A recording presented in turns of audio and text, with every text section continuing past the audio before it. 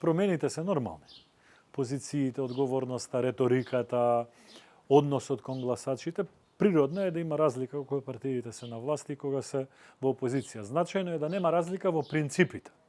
Секако, елементот на опозиција дава поголема критичност, елементот на власт дава поголема одговорност да се објаснуваат причинско-последичните врски. Битно е да нема промена во принципите. Во Македонија сме видели добри и лоши примери во минатите 30 години. Ако треба да одговорам на прашањето дали сме го достигнале нивото од кое што треба да бидеме задоволни, и тука зборам генерално, без разлика кој е на власт или кој е во опозиција, не се уште, но тоа е плод не само на капацитетите на партиите, туку и на законодавните потенцијали. Заради тоа што ние се уште имаме регулатива изборна која што не е до врвот демократизирана во смисла на правото да бираме и личности, не само политички партии. Внатре-партиските односи се уште не се на нивото како што се во овие најизразени, нели, западноевропски држави, Велика Британија, Холандија, Франција или Соединетите Американски држави. Така да добра е таа дискусија да се дискутира, но не очекувам дека па тоа ќе се случи брзо. Ние сепак сме само 30 и неколку години демократија. Колку и тоа многу да значи за нашиот живот, но во една смисла на подолга одсечка не е ни многу време.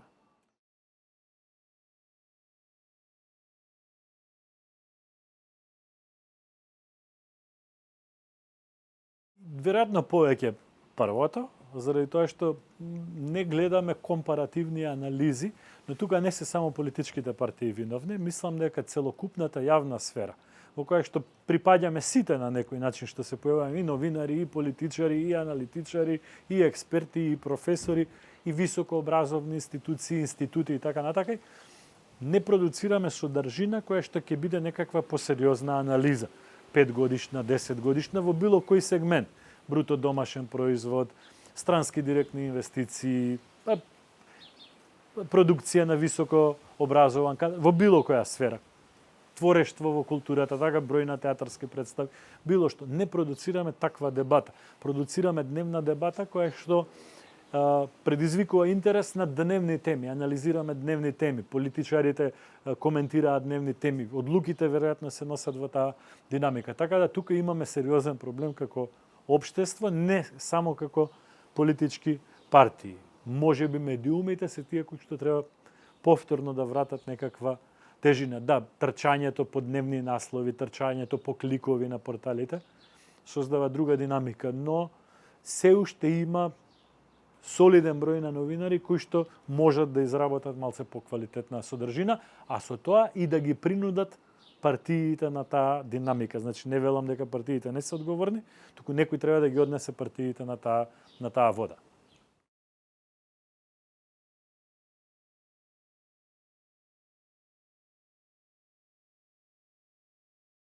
Видете, јас повеќе пати сум гласал за распуштање на собранието.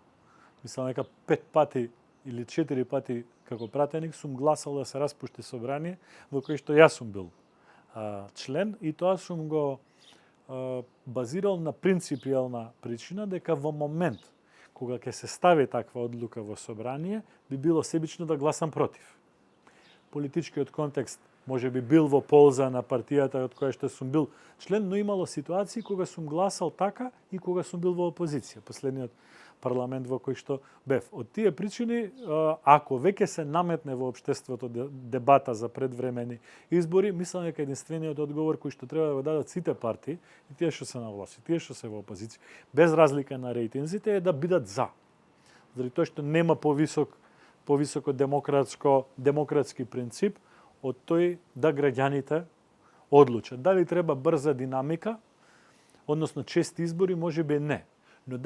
Но ако тие избори представуваат простор за некој нов рестарт во работата на институциите, внесување на нова енергија, внесување на нови личности, реконструирање на политичкиот систем, од кој што генерално во континуитет сите сме незадоволни, да, зошто да не?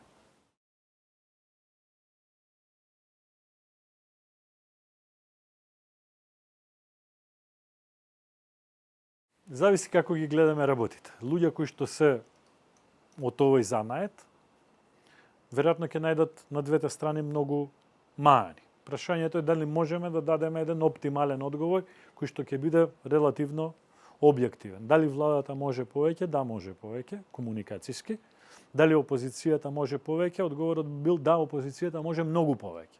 Значи, тоа би бил некаков мој одговор. Во детали, мислам дека најавите за реконструкција кои што премиерот ги дава веќе неколку месеци наназад, се некаков одговор дека и самата влада има детекција дека во одреден сегмент или нема доволна реализација на политиките или недоволна презентација на превземените политики.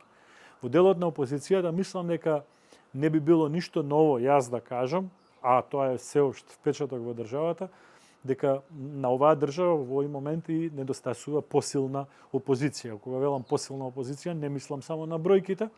Така имало опозиција во Македонија и со 5 пратеници, која што била силна опозиција, имало опозиција со 30-40 пратеници, која што била слаба опозиција. Бројот на пратеници или бројот на гласови во моментот не треба да биде репер. Но имаме во моментот слаба опозиција која не испорачува дневен притисок, анализа, напад, балансирање на моќта на влијанието на јавноста. Или е дефокусирана, одбира теми кои што и носат штета, не и носат полза и така натака.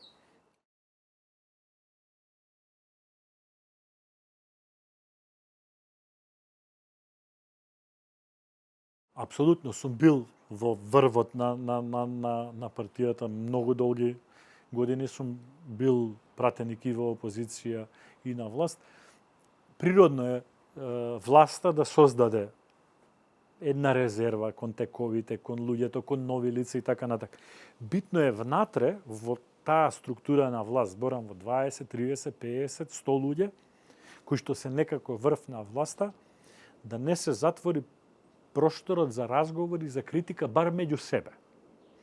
Кога тоа ќе се случи, тогаш веќе навистина има проблем. Ова го зборам од искуство и само критично за периодот во кој што јас сум бил дел од тие, да речем, 20-тина, 30-тина, 50-тина луѓе кои што некако биле во системот на власта на врвот. Значи, проблемите се појавуваат тогаш кога власта престанува да слуша.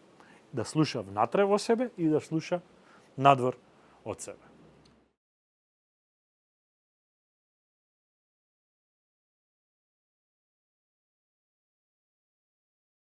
Не, ама јас не имам желба целосно да се одлепам, заради тоа што тоа создава некаков капацитет, да не речем квалитет, ќе биде малце егоцентрично, капацитет на личноста во смисла на искуството. Јас тоа што го зборам ми е дел и од мојата теоретска наобразба, но повеќе ми е и дел од моето практично искуство од 20-тина години активно во политика. Аз сум доволно млад се уште да имам енергија и простор на така. Така да немам желба во смисла дека јас треба да го заборавам или да се одлепам од политичкото минато или од мојата политичка партија. Јас не го кријам, не ја кријам припадноста, помагам секогаш кога мојата партија побарала помош од мене и сега кога не сум на функција, така да тоа воопшто не ми е приоритет и не треба да биде приоритет на никого.